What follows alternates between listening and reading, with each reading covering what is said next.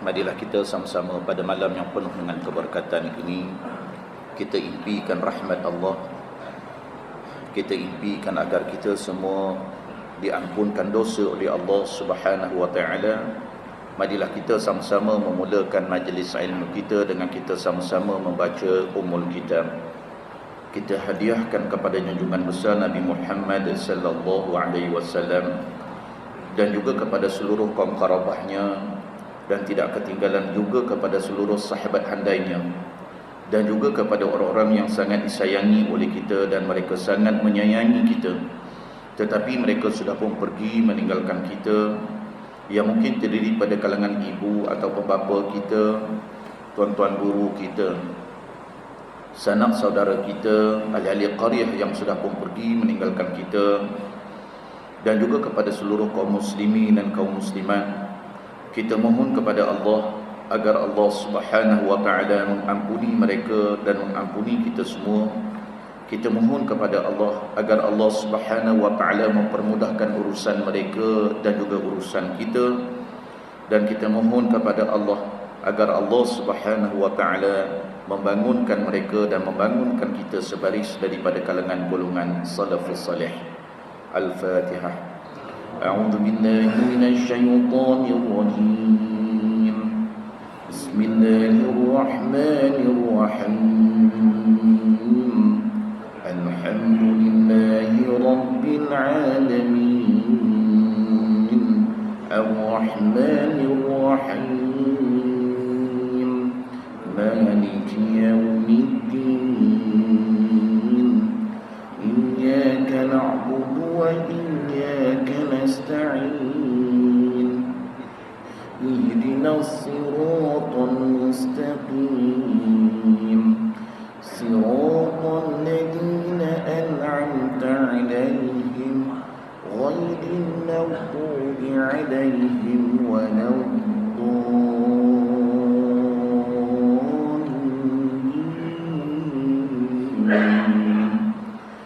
Alhamdulillah, wassalatu wassalamu ala rasulillah.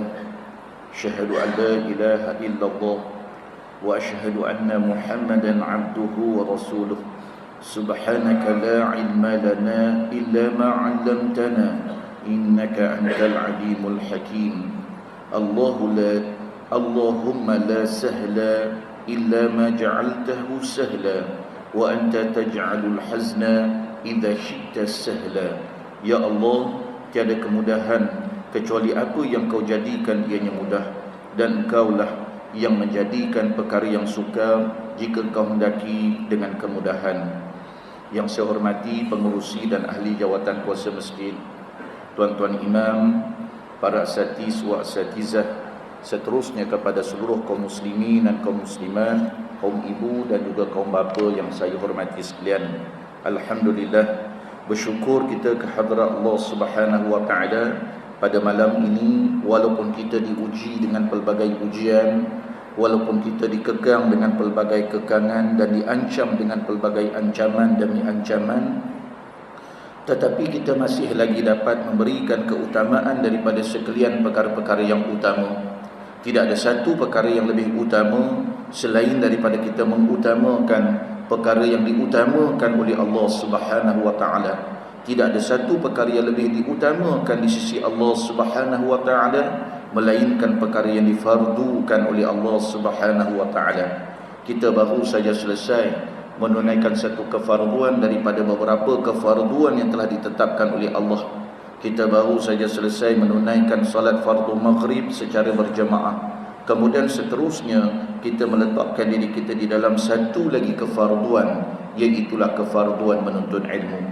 InsyaAllah malam ni kita akan meneruskan pembacaan kitab kita, iaitu Fiqhus Sirah, iaitu jilid yang pertama, yang mana ianya adalah hasil nukilan daripada Al-Syahid Syekh Muhammad Sa'id Ramadan Al-Buti, di mana kalau tak silap saya kita telah pun sampai iaitu kepada muka surat 25.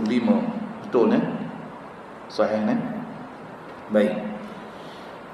Jadi pada muka surat 25 ini, iaitu berkaitan dengan soal rahsia pemilihan semenanjung Arab, Jazirah Arab, sebagai tapak kepada pancaran agama Islam.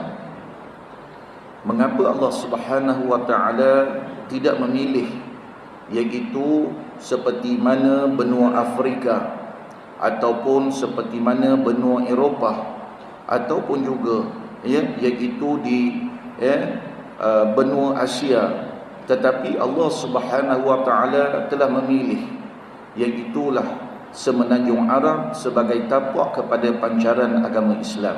Jadi marilah kita semua pada malam ini menyingkap sedikit sebanyak, iaitu apakah hikmah Allah Subhanahu wa taala memilih iaitu penurunan agama Islam, iaitu agama yang diredai oleh Allah Subhanahu wa taala, dan penurunan Al-Quranul Karim, iaitulah sebaik-baik kalam Allah, sebaik-baik mukjizat yang terbesar yang dikurniakan kepada baginda Rasulullah sallallahu alaihi wasallam, yang mana Allah Subhanahu wa taala telah memilih iaitu untuk diturunkan kalamullah itu, iaitulah di tempat yang disebut sebagai semenanjung Arab. Sebelum kita memperkatakan, penulis menyatakan, sebelum kita memperkatakan sesuatu tentang sejarah hidup baginda Rasulullah sallallahu alaihi wasallam dan juga semenanjung Arab di mana baginda hidup dan dipilih sebagai rasul, ada baiknya kalau kita cuba menyingkap hikmah-hikmah Allah mengapa terpilihnya Rasulullah sallallahu alaihi wasallam daripada bumi ini dan bangsa Arab pula sebagai pembawa ubur dakwah Islamiah. Jadi muslimin dan muslimat yang saya hormati sekalian, penulis terus mengatakan untuk mengetahui segala-galanya, pertama kita perlu mengetahui iaitulah yang berkaitan dengan keistimewaan bangsa Arab itu sendiri. Dan yang kedua iaitu berkaitan dengan soal perangai mereka yang tinggal di semenanjung Arab serta tata penghidupan mereka. Dan kemudian seterusnya yang keempat iaitulah keadaan buka bumi ataupun geografi dan juga persekitaran yang menyebabkan bahawa Allah Subhanahu wa taala telah memilih Jazirah Arab itu adalah sebagai tempat iaitu diturunkan obor agama Islam dan juga Al-Quranul Karim. Kemudian penulis mengatakan, kemudian barulah kita membuat perbandingan dengan bangsa-bangsa yang hidup sezaman dengannya seperti mana Romawi, Greek dan India, termasuk adat resam, tata susila dan keistimewaan tamadun mereka. Baik, sedikit tuan-tuan sekalian, iaitu saya nak kongsi pada malam ini. Seperti mana yang kita semua sedia maklum bahawa kehidupan ini sebenarnya ia umpama seperti mana mata rantai. Kejayaan pada hari ini ianya bermula daripada iaitu penciptaan kejayaan pada masa yang lalu. Kehebatan pada hari ini sebenarnya ianya adalah mata rantai daripada iaitu kehebatan demi kehebatan yang telah dicipta pada masa dahulu. Begitu juga tamadun yang kita kecapi pada hari ini, dia bermula daripada tamadun demi tamadun pada masa dahulu. Sebab itu kalau kita lihat di dalam sejarah tamadun sedikit pada malam ni di dalam bahasa Arab bila sebut tamadun di mana kalau kita lihat ada tamadun Mesopotamia, ada tamadun Mesir purba, ada tamadun Indus, ada tamadun Huang Ho, macam-macam. Jadi yang dinamakan tamadun ini apa dia? Di dalam bahasa Arab ianya adalah daripada perkataan mudun ataupun disebut juga sebagai madain, yang bawa maksud kepada pembukaan bandar, ataupun ianya juga membawa maksud tinggi budi bahasa. Di dalam bahasa Inggeris ianya digelar sebagai civilization. Dalam bahasa Greek ianya disebut sebagai civitas. Semuanya membawa maksud iaitu bandar ataupun disebut juga sebagai peradaban. Di mana apabila sebut sahaja berkaitan dengan soal tamadun, ianya adalah merupakan bercirikan kepada beberapa ciri-ciri penting, iaitu yang pertama sekali, setiap tamadun itu ada penempatan-penempatan yang kekal bagi mereka. Seperti mana kalau kita lihat, iaitu tamadun Mesir purba, penempatan mereka adalah berada di persekitaran lembangan Sungai Nil, iaitu yang berada di Mesir pada hari ini. Kemudian bila disebut berkaitan dengan tamadun Mesopotamia, di mana penempatan mereka iaitulah di persekitaran lembangan Sungai Tigris dan juga Furat. Pada hari ini tuan-tuan sekalian, dia berada di negara Iraq, berhampiran dengan negara Iran. Kalau berkaitan dengan tamadun India, ianya berada di lembangan Sungai Indus, yang mana tuan-tuan sekalian dia bermula daripada Himalaya, kemudian sungai itu menurun sehinggalah ke Punjab, kemudian ke Rajasthan, kemudian ke Baluchistan dan macam jenis tan lagi di persekitaran tersebut. Mungkin ada daripada kalangan tuan-tuan semua pernah sampai ke tempat ini. Begitu juga kalau kita lihat tamadun Yunani, di mana tamadun Yunani ini dia berada di Laut Aegean ataupun Laut Mediterranean, di sekitaran lautan Mediterranean. Dan begitu juga kalau kita lihat tamadun Rom, di mana dia berada di lembangan Sungai Tiber, iaitu di Itali. Dan juga kalau kita lihat tamadun yang terakhir, iaitu tamadun Huangho, di mana dia berada di lembangan Sungai Huangho ataupun kalau hari ini dikenali dengan Sungai Kuning.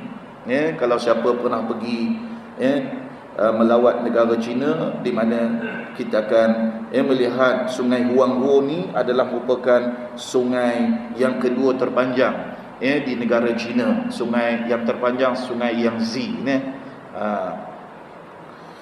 di mana tuan-tuan sekalian, kalau kita lihat di antara tamadun yang paling terawal sekali, di antara tamadun yang paling terawal sekali, iaitulah kalau kita lihat daripada sudut kelahiran tamadun itu sendiri, iaitulah yang disebut sebagai tamadun Mesopotamia. Ini adalah merupakan tamadun yang paling terawal sekali, tamadun yang paling tertua sekali, di mana kita lihat bahawa mereka sudah mencapai satu kemajuan yang sangat hebat. Apa yang kita kecapi pada hari ini sebenarnya adalah hasil daripada usaha, kreativiti mereka. Banyak perkara-perkara yang kita dapat pada hari ini, iaitu hasil yang telah pun dilaksanakan daripada mata rantai yang terawal oleh mereka. Seperti mana contoh kalau kita lihat tamadun Mesopotamia ni, mereka ini adalah merupakan ahli ilmu astronomi, di mana mereka sudah pun membuat kajian berkaitan nak mencerap bulan, mencerap bintang, dan malahan mereka ini juga telah memperkenalkan ilmu matematik. Ilmu matematik yang kita belajar pada hari ini, iaitu seperti mana ada tolak, ada apa nama, mana tolak tambah ke campur, tolak tambah ataupun campur, bahagi kali, kemudian ada perpuluhan pula. Semua ni tuan-tuan sekalian, dia sebenarnya telah pun bermula daripada tamadun Mesopotamia. Masya Allah. Kemudian untuk makluman, hari ini kita menggunakan kenderaan, iaitu motosikal kita, kereta kita, lori dan sebagainya. Sebenarnya dia bermula daripada penciptaan roda. penciptaan roda yang pertama iaitu di dalam tamadun Mesopotamia. Hari ini kita hanya iaitu konsepnya telah dimulakan oleh tamadun Mesopotamia, kemudian kita telah pun menambahkan lagi, menjadikan ia lebih canggih dan lebih canggih, tuan-tuan sekalian. Tapi daripada segi pengasasan awal, penciptaan terawal roda itu daripada tamadun Mesopotamia. Begitu juga kalau kita lihat, tuan-tuan sekalian, penciptaan batu bata yang kita buat rumah banglo besar-besar ni, di mana penciptaan batu bata daripada tanah liat ni, ianya juga bermula daripada iaitu tamadun Mesopotamia. Maknanya mereka ini bukan orang-orang yang tidak mencapai kemajuan. Mereka ini adalah orang yang telah mencipta kemajuan di peringkat awal. Kemudian kalau kita lihat pula tamadun yang kedua tertua, ini tak ada dalam kitab, tuan-tuan, ini sekadar tambahan saja sedikit, iaitu selepas daripada tamadun Mesopotamia, iaitu tamadun Mesir Purba. Di mana tamadun Mesir Purba ni ia terkenal apa dia, iaitulah pembuat tekstil dan juga kertas, di mana dibuat daripada sejenis pokok papyrus yang mana batangnya dan juga daun-daunnya lalu mereka proses lalu dijadikan ianya sebagai iaitu tekstil dan juga dijadikan sebagai kertas. Mana antara pembuat kertas yang pertama adalah tamadun Mesir Purba. Masya-Allah. Kemudian tuan-tuan sekalian, kalau kita tengok pula ilmu perubatan mereka juga sangat tinggi, di mana mereka lah orang pertama sekali menggunakan kaedah-kaedah perubatan memproses dan mengawit mayat yang dinamakan sebagai mumia. Sampai hari ini kalau kita pergi ke Mesir, kita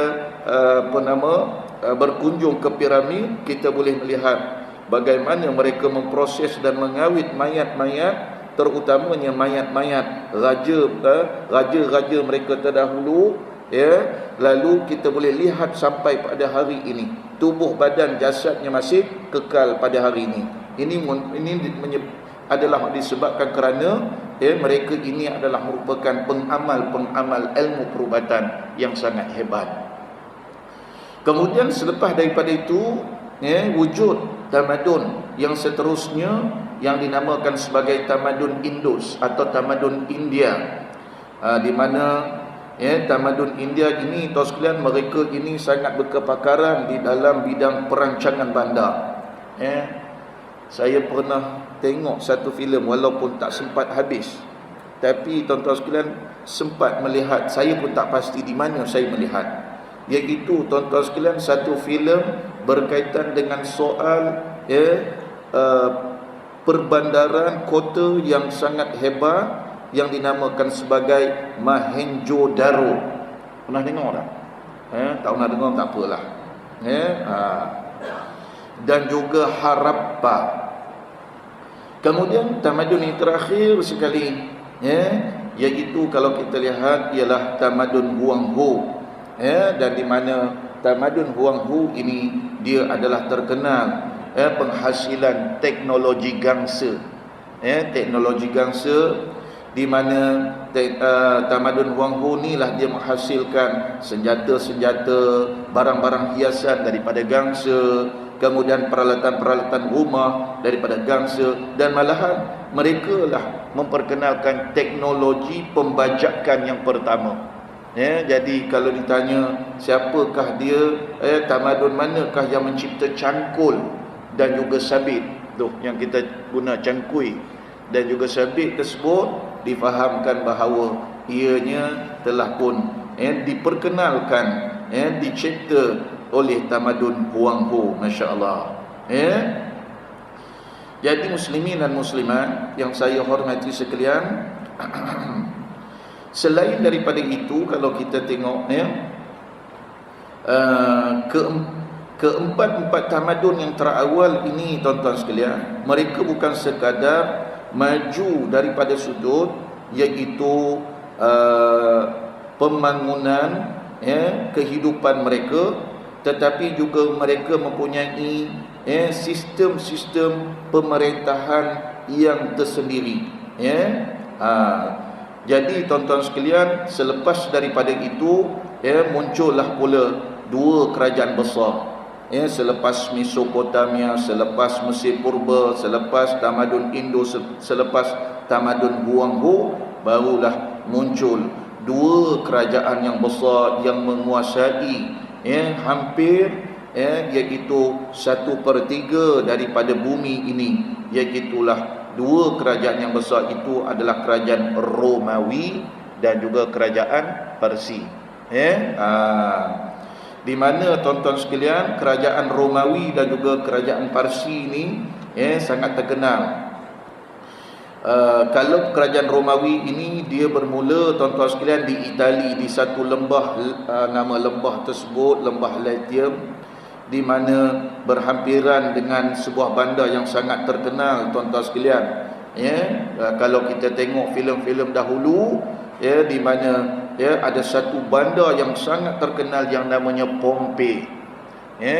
Di mana bandar itu tuan-tuan sekalian, dia ada saliran-saliran bawah tanah, kemudian ada bangunan yang paling masyhur sehingga hari ini kewujudan dia. Kita boleh, kalau kita pergi ke Rom, kita akan dapat lihat iaitu satu bangunan yang bulat yang dinamakan sebagai Colosseum. Betul ke saya sebut ni? Jadi tuan-tuan sekalian, di mana tuan-tuan sekalian kerajaan Rom ini di mana dianya adalah merupakan sebuah kerajaan, mereka ini mempunyai sistem pemerintahan yang berasaskan kepada ketenteraan. Mereka ini muncul sebagai pemimpin-pemimpin tentera yang hebat. Mereka ini adalah merupakan kuasa penjajah yang sangat hebat. Mereka ini adalah merupakan iaitu satu kerajaan yang meletakkan bahawa peluasan kuasa adalah merupakan agenda utama kepada kerajaan mereka. Kalau kita tengok muncul di antara pemimpin-pemimpin tentera hebat mereka, saya fikir semua orang pernah dengar nama ni. Iaitu tuan-tuan sekalian Alexander the Great, betul kan? Di mana tuan-tuan sekalian Alexander the Great ini tuan-tuan sekalian, dia lahir lebih kurang 800 tahun sebelum Masihi, di mana luasnya penjajahan di bawah beliau tersebut sehinggalah iaitu ke Mesir, ke Turkistan, Samarkand, ke kawasan Mediterranean, sehinggalah juga kepada Perancis, Britain dan juga sampailah ke Jerman tuan-tuan sekalian. Tetapi mereka ini saling silih berganti, kerana bila mereka meletakkan bahawa iaitu kekuasaan ketenteraan adalah menjadi matlamat mereka, maka mereka sentiasa berperang. Kalau sekiranya mereka tidak mampu berperang dengan orang lain, maka mereka akan berperang sesama mereka. Kalau sekiranya mereka tidak membunuh orang lain, maka mereka akan melakukan pembunuhan sesama mereka. Ini dia kaedah dia. Dan selain daripada itu juga, kalau kita tengok antara pemimpin selepas daripada itu, pemimpin Rom yang sangat terkenal iaitu Julius Caesar, di mana tuan-tuan sekalian empayar dia luas sampai Macedonia, sampai ke Syam, sampai ke Perancis dan sebagainya tuan-tuan sekalian. Baik.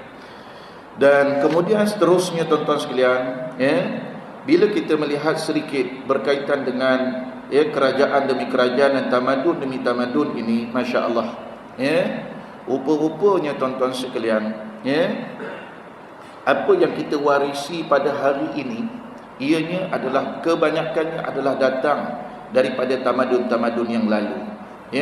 Dan malahan kalau kita lihat bahawa kegemilangan di antara satu tamadun dengan satu tamadun yang lain itu tuan-tuan sekalian, di mana dia sebenarnya ada beberapa kaitan. Dia sebenarnya ada beberapa perkara yang perlu kita jadikan sebagai pengajaran. Sebab itu kalau kita lihat mengapa di antara satu tamadun dengan satu tamadun yang lain, di antara satu kerajaan dengan satu kerajaan yang lain, di antara satu empayar dengan satu empayar yang lain, di mana tuan-tuan sekalian ia tidak bertahan lama, di mana ianya runtuh selepas muncul beberapa ratus tahun, sebuah kerajaan itu, sesuatu tamadun itu, sesuatu empayar itu, lalu ia runtuh, lalu digantikan dengan iaitu tamadun dan juga kerajaan selepas dan selepas daripadanya. Jadi tuan-tuan sekalian, dapatlah kita simpulkan pada malam ini tuan-tuan sekalian, di antara punca, di antara sebab keruntuhan demi keruntuhan satu demi satu tamadun, sedangkan mereka ini adalah merupakan iaitu orang-orang yang sangat hebat, pencipta-pencipta yang sangat hebat. Mereka mempunyai kemajuan yang sangat hebat, tetapi mereka runtuh satu demi satu. Mereka itu musnah satu demi satu. Maka mengapa sebab keruntuhan itu? Maka saya dapat simpulkan ada 4 sebab. Ada 4 sebab yang menyebabkan keruntuhan satu demi satu demi satu tamadun tersebut. Yang pertama sekali tuan-tuan sekalian, iaitu adalah disebabkan kerana mereka ini, setiap tamadun yang muncul itu bermula daripada Mesopotamia sehinggalah tamadun Huangho, daripada iaitu Rom sehinggalah kepada kerajaan Parsi, di mana tuan-tuan sekalian daripada munculnya satu kaum kepada satu kaum yang lain, daripada satu empayar yang maju kepada satu empayar yang maju yang lain, semuanya adalah disebabkan kerana iaitu faktor yang pertama, sebab yang pertama keruntuhan tersebut adalah disebabkan kerana syirik kepada Allah Subhanahu wa taala. Iaitu kebanyakan tamadun-tamadun awal ini mereka memisahkan bahawa yang disebut sebagai kemajuan itu adalah kemajuan duniawi semata-mata. Mereka pisahkan. Kalau sekiranya mereka tidak pisahkan pun, di mana iaitu kepercayaan mereka itu adalah kepercayaan yang bertentangan dengan iaitu kepercayaan kepada Tuhan yang Maha Esa. Jadi faktor utama mereka itu dimusnahkan ialah disebabkan kerana syirik kepada Allah Subhanahu wa taala. Jadi kita tengok ada daripada kalangan raja-raja ni, daripada pemimpin-pemimpin empayar-empayar yang hebat ini, mengaku diri mereka sebagai Tuhan. Mereka mengaku diri mereka sebagai Tuhan. Contoh tuan-tuan sekalian, seorang raja Mesopotamia namanya Raja Naram-Sin. Raja Naram-Sin, di mana beliau mengaku dirinya adalah iaitu Tuhan bagi 4 penjuru alam. Dia kata dia adalah merupakan raja dan Tuhan kepada 4 penjuru alam. Dan dia memaksa kepada seluruh penduduk-penduduk dia dan rakyat-rakyat jelatanya menyembah dirinya. Dan gitu juga kalau kita lihat tuan-tuan sekalian, kalau di Mesir pula, kita semua sedia maklum, iaitu raja-raja yang digelar dengan nama Firaun itu, di mana dia mengaku bahawa diri mereka itu adalah Tuhan, dan sepaling-paling kurang pun dia mengaku bahawa mereka itu adalah merupakan jelmaan Tuhan. Kalaupun tidak dia mengaku dirinya Tuhan, tetapi mereka mengaku bahawa mereka itu adalah jelmaan Tuhan.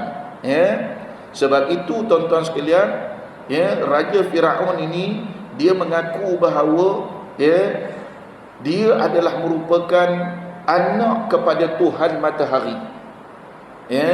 Di mana mereka berpegang kepada kepercayaan apa dia, iaitu yang pertama Re, R-E, Re, Tuhan matahari.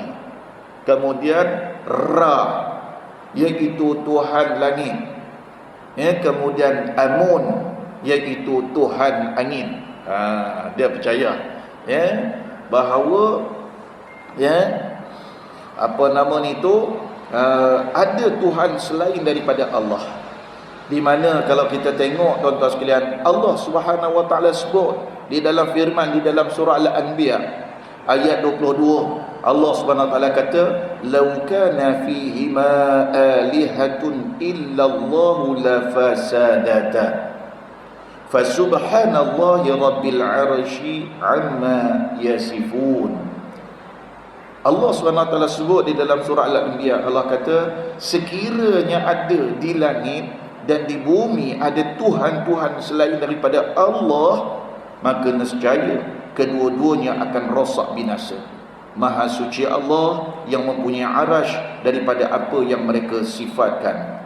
Maka sebab itu kalau kita belajar sedikit berkaitan dengan beberapa kaum demi kaum yang pernah dimusnahkan oleh Allah. Saya pernah ceritakan sebelum ini di dalam kuliah-kuliah saya sebelum ini. Iaitu kalau kita tengok tuan-tuan sekalian, ada 3 kaum yang pernah muncul di atas muka bumi Allah Subhanahu wa taala ini, yang mana mereka ini adalah merupakan pencipta tamadun yang sangat hebat. Antaranya tuan-tuan sekalian iaitu kaum Nuh. Kaum Nuh alaihissalam, di mana mereka ni hidup di antara tahun 3500 sebelum Masihi. Masya-Allah. Mereka ni pernah hidup di antara tahun 3500 sebelum Masihi. Lalu tuan-tuan sekalian, mereka ini telah dimusnahkan oleh Allah Subhanahu wa taala. Allah musnahkan satu kaum tersebut tuan-tuan sekalian. Sebab apa tuan-tuan sekalian? Bukan mereka ini orang yang mundur, tidak. Mereka adalah orang yang sangat hebat tuan-tuan sekalian. Tetapi tuan-tuan sekalian, disebabkan kerana mereka telah melakukan syirik kepada Allah Subhanahu wa taala, Allah hantarkan kepada kaum ini, walaqad arsalna nuhan ila qaumihi inni lakum nadhirum mubin. Allah Subhanahu wa taala sebut, sesungguhnya kami telah utuskan Nuh kepada kaumnya. Lalu Nabi Nuh alaihissalam pun berkata, sesungguhnya aku ni diutuskan oleh Allah sebagai pemberi peringatan yang nyata. Nampak? Di mana tuan-tuan sekalian, tetapi mereka telah pun melakukan iaitu dosa syirik kepada Allah. Dan difahamkan di dalam sejarah bahawa zaman Nabi Nuh alaihissalam ni lah iaitu penciptaan bermulanya penyembahan berhala. Bermulanya penyembahan berhala ni di zaman Nabi Nuh alaihissalam. Iaitu mereka pada awalnya mereka memuja nama-nama orang-orang yang soleh. Seperti mana ada 5 lelaki soleh yang mana menjadi pujaan pada zaman tersebut tuan-tuan sekalian. Namanya Wadda, Suwa, Yahud, Ya'u dan juga Nasr. Disebabkan kerana tuan-tuan sekalian keterlaluan mereka menyayangi akan lelaki soleh tersebut, difahamkan bahawa lelaki soleh 5 orang ini dia adalah merupakan penganut kepada agama yang dibawa oleh Nabi Idris alaihissalam. Lalu tuan-tuan sekalian, akhirnya mereka telah pun mencipta patung setelah kematian kelima-lima orang lelaki soleh ini. Wad, Suwa, Yahud, Ya'u dan Nasr ni meninggal dunia. Lalu mereka pun pakat cipta patung yang menyerupai lelaki-lelaki soleh ini, lalu dipamerkan. Pada awalnya hanya sekadar untuk sebagai monumen peringatan. Buat patung nak buat peringatan. Tetapi apabila berlaku generasi demi generasi, akhirnya dia menjadi pemujaan. Jadi inilah dan akhir sekali Allah Subhanahu wa taala telah musnahkan kaum ini setelah Allah hantarkan Nabi Nuh alaihissalam untuk memberi peringatan kepada mereka, tetapi mereka ingkar, lalu mereka telah pun dimusnahkan dengan banjir besar. Allah musnahkan satu kaum dengan air. Kemudian kalau kita lihat selepas daripada tu ada satu lagi kaum muncul. Ini pun juga punca kemusnahan kerana syirik. Lepas tu saya sebut banyak tamadun-tamadun yang dahulu termasuk kaum-kaum terdahulu yang dimusnahkan adalah faktor paling besar sekali kerana syirik. Di mana seperti mana kalau kita lihat selepas pada itu satu lagi kaum yang dinamakan sebagai kaum 'Ad. Kaum 'Ad ini tuan-tuan sekalian, kalau lokasi dia sekarang ni, kalau ahli sejarawan sebut, dia berada di satu tempat, satu bandar namanya Al-Ahqaf, iaitu di antara Hadramaut di Yaman dengan Oman. Ada satu kawasan iaitu namanya Al-Ahqaf. Al-Ahqaf ni dalam bahasa Arabnya ialah bukit pasir. Mereka ni hidup lebih kurang dalam 2400 tahun sebelum Masihi. Maknanya mereka ni adalah kaum yang hidup selepas daripada kaum Nabi Nuh AS. Di mana tuan-tuan sekalian, mereka ni Masya Allah mempunyai badan yang sangat besar, hebat, gagah, sungguh kuat. Mereka ni terkenal dengan peradaban arkitek mereka yang hebat. Kota mereka yang sangat masyhur yang dinamakan sebagai Iram. Iram ni tuan-tuan sekalian mereka bina, iaitu apa nama ni tu, kita panggil apa, menara yang pertama dicipta oleh kaum Iram ni, oleh kaum 'Ad ni. Masya Allah. Badan mereka besar. Ahli sejarawan saya baca dalam beberapa kitab sirah dia sebut, tubuh badan kaum 'Ad ni sangat-sangat besar. Dada dia sahaja iaitu 6 hingga 10 hasta dada dia. Dia punya tinggi dia iaitu 60 sehingga 100 hasta. Jadi kalau dia nak baiki lampu ni tuan-tuan sekalian, di mana dia tak payah perlu ada tangga. Tinggi sungguh. Masya Allah, hebat. Lalu tuan-tuan sekalian, satu perkara, walaupun mereka hebat, walaupun mereka gagah, walaupun mereka maju, tetapi mereka telah melakukan syirik kepada Allah Subhanahu wa taala. Masya Allah. Lalu akhirnya tuan-tuan sekalian, Allah hantar seorang rasul kepada mereka, iaitulah namanya Nabi Hud alaihissalam.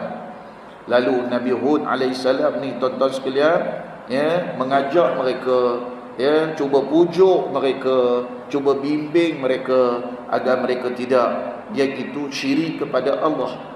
Allah rakamkan di dalam firman-Nya, wa amma 'adun fa uhliku bi rihin sarsarin 'atiyah.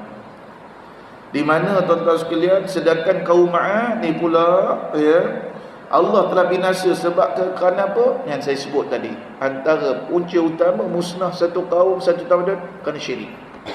Bila mereka terus-menerus melakukan syirik, tuan-tuan sekalian, maka menyebabkan Allah Subhanahu wa taala musnahkan birihin sarsarin 'atiyah. Apa dia maksud dia? Allah hantarkan angin yang kencang lagi sejuk. Diceritakan selama 8 hari 7 malam. Selama 8 hari angin bertiup berterusan, di mana tuan-tuan sekalian, mereka itu diterbangkan oleh angin-angin tersebut ka'annahum a'jazu nakhlin khawiyah. Allahu Rabbi. Iaitu mereka itu diangkat oleh angin yang kencang itu, lalu dihempaskan ke tanah. Mereka ingat badan mereka besar, mereka tak boleh nak diangkat angin, tak boleh ditiup oleh angin. Dah, ka'annahum a'jazu nakhlin khawiyah. Lalu bila mereka jatuh tadi, terhempas tadi, Allah beri gambaran apa dia? Umpama seperti batang-batang kurma yang dikerat tumbang. Macam mana rupa batang kurma tumbang? Debu jatuh. Begitulah habis bergelimpangan, mati tuan-tuan sekalian, musnah satu kaum. Salah punca dia tuan sekalian tak lain dan tak bukan adalah disebabkan kerana syirik kepada Allah. Boleh nampak? Yang kaum yang ketiga, dia tengok ni, kaum yang ketiga apa dia? Iaitu kaum Thamud. Allahu Rabbi. Kaum Thamud ni tuan-tuan sekalian, dia berada di Arab Saudi. Sebahagian sejarawan sebut kaum Thamud ni dia berada di satu tempat namanya Al-Hijr. Kalau hari ni dinamakan sebagai Madain Saleh. Ada, saya yakin ramai yang dah pergi dah ke tempat ni, malah dah berselfie pun ke Madain Saleh. Pernah Rasulullah SAW nak pergi ke Tabuk. Di dalam perjalanan Rasulullah SAW singgah, lalu pada waktu itu ada angkatan tentera baginda mengambil air lalu memasak makanan. Lalu bila baginda Rasulullah SAW sedar bahawa tenteranya telah mengambil air di Madain Saleh, tempat suatu waktu dulu kaum Thamud pernah tinggal di situ, lalu Rasulullah SAW kata buangkan seluruh makanan tersebut.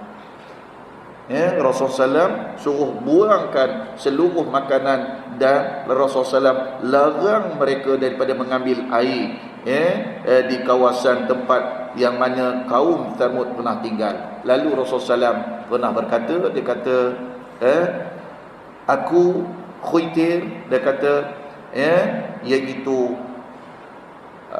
penyakit yang pernah dilakukan oleh kaum Thamud akan menjangkiti kamu semua.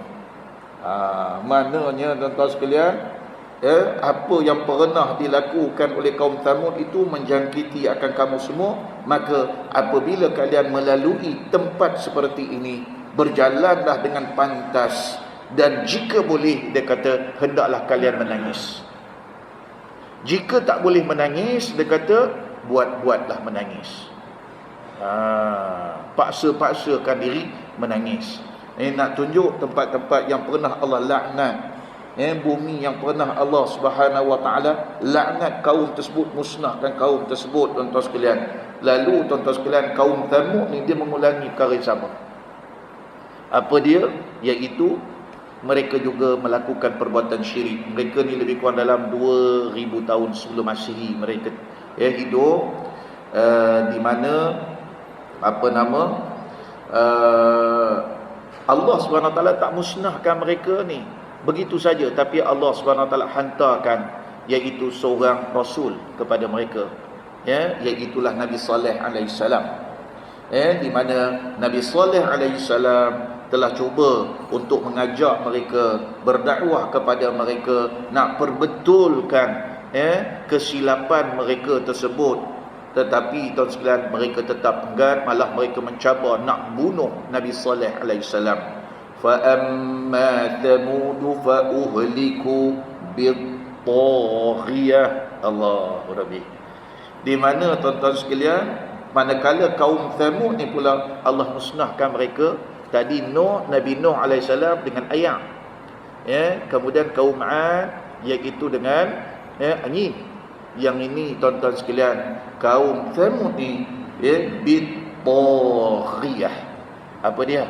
Iaitu tuan-tuan sekalian, petir yang dengan bunyi-bunyian yang sangat-sangat kuat, tuan-tuan sekalian, sehingga kan tuan-tuan sekalian, di mana letusan bunyi yang sangat kuat itu telah pun memecahkan gegendang-gegendang telinga mereka, sehingga kan tersembul iaitu mata-mata mereka, pecah otak-otak dan juga urat-urat saraf mereka, kerana terlalu kuat sungguh iaitu bunyi yang Allah Subhanahu wa taala turun, sehingga kan mereka habis musnah.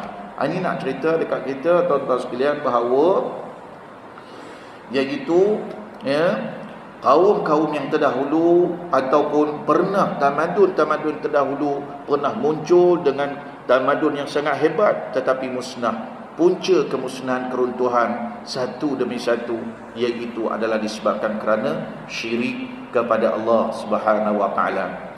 Saya yakin antum semua mungkin belajar di dalam satu kitab yang ditulis oleh Imam Zahabi, iaitu Al-Kabair, himpunan 70 dosa-dosa besar, kan masjid ni ada, di mana tuan-tuan sekalian, Imam Zahabi daripada 70 dosa-dosa besar yang diletakkan, semua ni dosa-dosa besar belaka, tetapi daripada 70 dosa-dosa besar ni ada dosa yang diletakkan dosa yang paling terbesar, daripada sekalian dosa-dosa besar, iaitu dosa yang pertama sekali yang diletakkan oleh Imam Zahabi, iaitulah dosa syirku billah. Dosa syirik kepada Allah. Jadi sebab itu tuan-tuan sekalian, kalau kita nak pandang orang paling jahat sekali bukan pencuri, bukan perompak, bukan penzina, bukan perogol, tetapi orang paling iaitu jahat sekali kalau daripada sudut Islam, tuan-tuan sekalian, orang yang melakukan syirik kepada Allah. Kalau dalam susunatur dia tu, masya-Allah, Imam Zahabi letakkan, tuan sekalian, saja-saja ni saja kita keluar sikit. Dosa yang pertama dia letak syirku billah. Dosa yang kedua iaitu qatlun nas, dosa bunuh manusia. Dosa ketiga as-sihru, dosa orang melakukan sihir. Dosa yang keempat, dosa tarkus solah. Masya-Allah, dosa orang tinggal sembahyang. Tuan-tuan nak tahu dosa zina dosa nombor berapa? Dosa zina dosa nombor 10. Dosa liwat dosa nombor berapa? Dosa nombor 12. Dosa curi dosa nombor berapa? Dosa nombor 22. Dosa rompak dosa nombor berapa? 23. Masya-Allah. Jadi tuan sekalian, kita kalau tengok tuan sekalian, dimaklumkan dia ni baru lepas keluar daripada penjara Tepin kerana dia ni perompak, kita pandang punya jahat tuan sekalian. Jahat sungguh, jahat. Kita pandang hina sungguh dia. Tapi kalau sebut dia ni baik, semua penderma, tapi semayang je dia malah. Lalu kita kadang-kadang boleh ngopi sekali dengan dia. Kita boleh ngopi sekali dengan dia. Betul. Sedangkan dosa ninggal semayang ni dosa nombor 4 daripada 70. Dosa mencuri, merompak dosa nombor 23 dengan dosa nombor 24. Jadi cuba bayang tuan sekalian, punya jauhnya. Tapi itulah minda kita telah set. Kalau tinggal semayang, okey. Dia ni apa nama ni? Bagus semua, hanya dia ni lah apa nama ni, ada buat khurafat sikit. Panjat gunung apa nama? Gunung Jerai je. Bukan semua yang panjat gunung Jerai tu khurafat dah. Tapi itu contoh dia, tuan-tuan sekalian. Lalu kita pandang kecil. Sedangkan tuan-tuan sekalian, syirik itu adalah merupakan satu perbuatan yang sangat besar. Saya tadi dihantar oleh sahabat saya tadi hantaran dalam WhatsApp, iaitu berkaitan ada satu kumpulan yang sedang mewar-warkan pengiklanan, iaitu untuk ziarah ke rumah-rumah ibadat. Dari mana tuan-tuan sekalian, pergi ke masjid, lepas masjid pergi ke kuih, lepas kuih pergi ke tokong, lepas tokong pergi ke Gurdwara Sahib. Kita tak tahu, pening dah sekarang ni tuan sekalian. Baik, tabah. Tu kita dah keluar dah. Masuk dik. Jadi muslimin dan muslimat yang saya hormati sekalian, itu yang pertama, punca menyebabkan sesuatu kaum itu antara yang terbesar, penyebab utama bagi sesuatu tamadun itu dimusnahkan oleh Allah, pertama kerana syirik. Yang kedua, punca Allah musnahkan, iaitu daripada satu kaum kepada satu kaum yang lain, daripada satu kerajaan kepada satu kerajaan yang lain, ialah disebabkan kerana tuan-tuan sekalian, iaitu mereka ini melakukan kezaliman dan juga khianat. Ini punca kedua. Kerana mereka ini tuan-tuan sekalian melakukan kezaliman dan juga khianat. Ini punca kedua, penyebab. Walau kerajaan mereka besar sekalipun, hebat, teknologi hebat, tapi kerana mereka ini zalim, mereka ini khianat, tuan-tuan sekalian, maka ini salah satu daripada penyebab sesebuah kerajaan itu, tuan-tuan sekalian, akan musnah. Sesuatu tamadun itu akan musnah. Dan kita tengok Allah Subhanahu Wa Taala sebut di dalam surah Al-Hajj. Allah Subhanahu Wa Taala kata, "Faka'ayyin min qaryatin ahlaknaha wa hiya zalimatun fahiya khawiyatun 'ala 'urushiha wa bi'rin mu'attalatin wa qasrin mashid." Masya-Allah. Apa kata dia Allah Subhanahu Wa Taala? Allah SWT sebut berapa banyak negeri-negeri, ya, kerajaan-kerajaan yang telah kami binasakan kerana penduduk-penduduk yang di dalamnya mereka melakukan kezaliman. Nampak ni punca. Musnah sesuatu kerajaan tu kerana zalim. Ya, Allah Subhanahu wa taala, faka'ay min qaryatin ahlaknaha wa hiya zalimatun.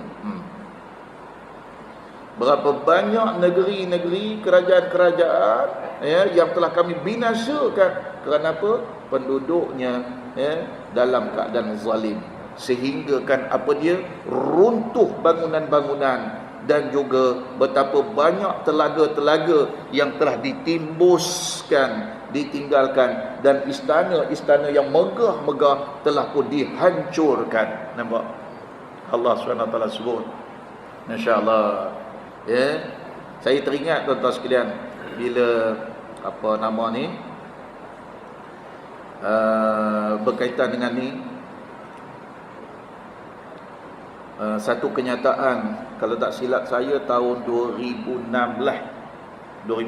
saya ada buat catatan sikit tuan-tuan. 2016 di mana Sultan Perak, ya, Sultan Nazrin, di dalam satu ucapan beliau, ya, dia sebut, ya, beta bimbang, dia kata, perbuatan pecah amanah golongan berjawatan besar dan berpelajaran tinggi, berleluasa dan berskala besar, apabila kuasa dianggap sebagai peluang untuk kepentingan diri, bukan sebagai satu amanah. Jadi dahlah dia jawatan besar, pelajarannya pula pelajaran tinggi-tinggi belaka. Jadi bila depa ni tuan sekalian buat khianat, bila depa ni tuan sekalian, ya, buat jahat, dia buat jahat boleh macam besar juga. Kalau orang kampung, ya, dia pakai curi bersikal, ya, curi telur ayam, ya, tapi orang yang jenis berjawatan besar ni tuan-tuan sekalian, dia tak curi ayam, dia tak curi bersikal dah, ya, di mana dia pakat rompak dengan jumlah yang sangat besar tuan-tuan sekalian. Sebab itu kalau kita lihat ni kenyataan dia, kenyataan sikit penuh, saya baca sikit ni saja. Saya suka dengar kenyataan-kenyataan, ya, di mana dia, Tuanku Sultan Perak dia sebut, dia kata apa dia? Kegemilangan dan kejatuhan sesebuah negara bergantung banyak kepada sikap peribadi pemimpin-pemimpin. Nampak? Banyaknya tamadun satu demi satu jatuh untuk, ya, kerajaan satu demi satu untuk, banyak bergantung, dia kata, iaitu kepada kepribadian pemimpin. Di mana zaman Nabi Muhammad SAW, di mana beliau telah berjaya memimpin dan menguasai hampir 1/3 daripada peta dunia, ya, di mana kerajaan Parsi telah pun dikalahkan, kerajaan Rom telah pun ditumbangkan, Islam terus berkembang sehinggalah ke Visigoth, Spanyol, ya, dan kemudian selepas daripada itu dia kata satu demi satu kerajaan tumbang. Di mana, ya, cuba kita lihat, dia kata, saya tengok, ya, iaitu selepas daripada kewafatan baginda Rasulullah SAW, satu demi satu pemimpin silih berganti. Antaranya iaitu selepas daripada, ya, kalau kita tengok khulafa, baginda Rasulullah SAW, khulafa ar-rasyidin al-mahdiin, kemudian apa nama itu, khalifah Umayyah, kemudian Abbasiyah, kemudian coba kita tengok, iaitu ada satu bangsa yang menguasai empayar yang sangat luas, yang mana, ya, di mana tuan-tuan sekalian, mereka itu adalah bangsa Kurdish, ya, yang terkenal tuan-tuan sekalian, bangsa Kurdish ni pemimpin-pemimpin yang sangat terkenal, iaitu seperti Nuruddin Zangi dan Salahuddin Al-Ayyubi. Kita pernah dengar kan nama ni, hebat ni, orang hebat, ya. Tapi mereka tak lama, mereka telah mengulangi akan kesilapan kaum-kaum sebelum mereka, kerajaan-kerajaan sebelum mereka. Apa dia? Zalim, khianat. Akhirnya mereka telah dikalahkan, tuan-tuan sekalian, oleh bangsa selepas daripada itu. Ayat itu dinamakan sebagai bangsa Saljuk. Bangsa Saljuk ni pemimpin masyhur dia namanya Al-Arsalan. Di mana tuan-tuan sekalian, kemudian kerajaan Saljuk ni pun tak lama. Sebab mereka mengulangi perkara yang sama. Zalim, kemudian mereka khianat. Lalu mereka telah ditumbangkan pula, diganti dengan kerajaan Uthmaniyah. Kerajaan Uthmaniyah ni kita masyhurlah nama pemimpin, iaitu seperti mana Sultan Muhammad Al-Fatih. Betul? Masya-Allah. Ni kalau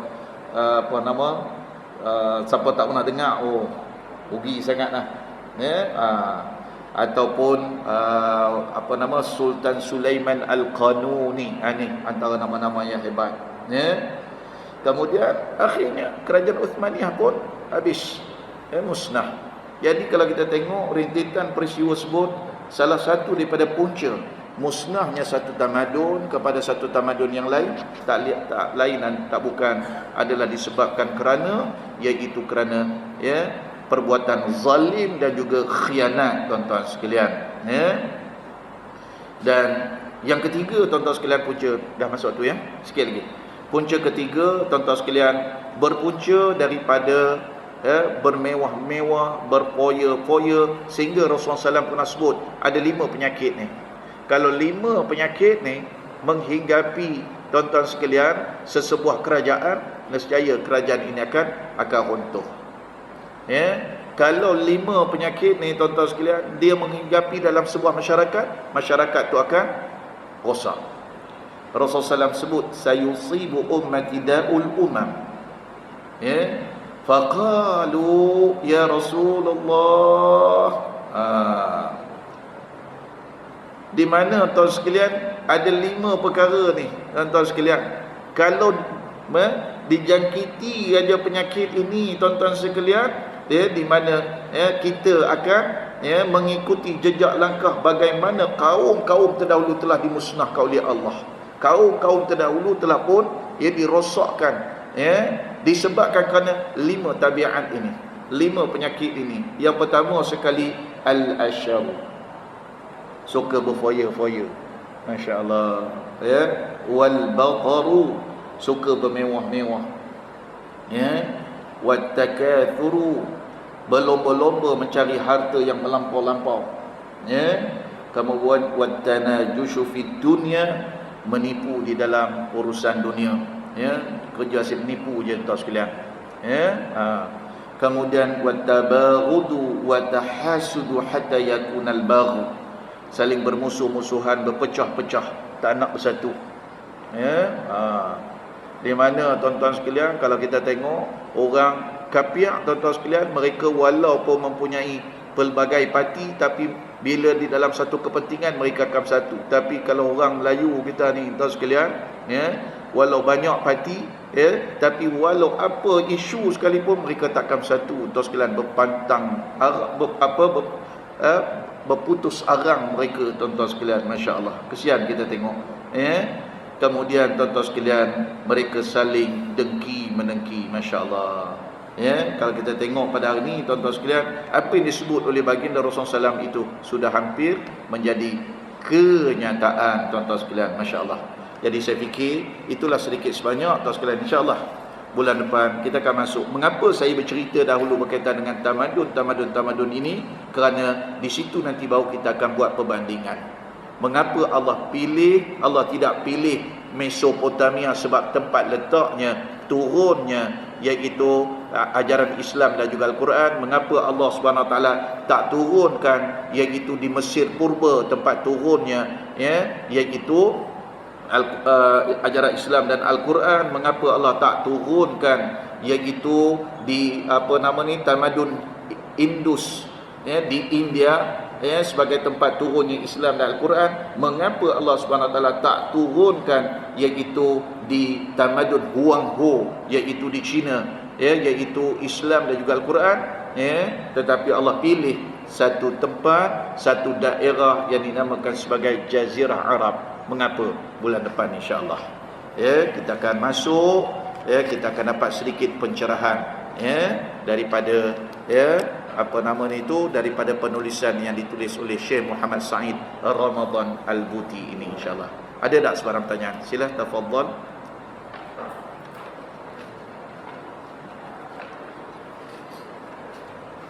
Baik, kalau tak ada, saya fikir itu saja yang dapat anda sampaikan. Dan sebelum berakhir, di mana seperti mana biasa tuan-tuan sekalian, ya, untuk meneruskan kelestarian Mahat Tahfiz-ana tuan-tuan sekalian, di mana ana ada bawa bersama-sama, iaitu produk yang dihasilkan sendiri oleh Mahat Tahfiz, ya, iaitu ayam kampung. Ya, kita semua heboh, ya, di dada-dada akhbar dan sebagai ayam mahal, ayam tak ada di pasaran sebagainya insya-Allah. Ya, di mana di Mahat Tahfiz saya dah bela lebih kurang dalam 3,000 ke 4,000 ekor ayam kampung. Harga tak naik, ya, insya-Allah. Ya, ada saya bawa tapi tak banyaklah, tapi selebihnya, ya, apa nama yang berbaki lagi, kalau ndak maklum, di mana ada di rumah saya di Kampung Expo insya-Allah. Ya, manakala ada juga telur masin. Saya ada bela itik, itik telur, jadi saya buat telur masin. Kemudian selain daripada itu juga adalah beberapa produk-produk yang lain. Jadi kalau sekiranya berminat, insya-Allah sila selepas daripada ini. Saya mohon maaf banyak-banyak. Sekian. Wabillahi taufiq wal hidayah. Assalamualaikum warahmatullahi wabarakatuh. A'udzubillahi minasyaitonir rajim. Bismillahirrahmanirrahim. Alhamdulillahi rabbil alamin. Allahumma inni a'udzubika min 'ilmin la yanfa' wa qalbin la yakhsha wa du'a'in la yusma' wa 'amalin la yurfa'. Rabbana atina fid dunya hasanah wa fil akhirati hasanatan wa qina 'adzaban nar. Walhamdulillahi rabbil alamin.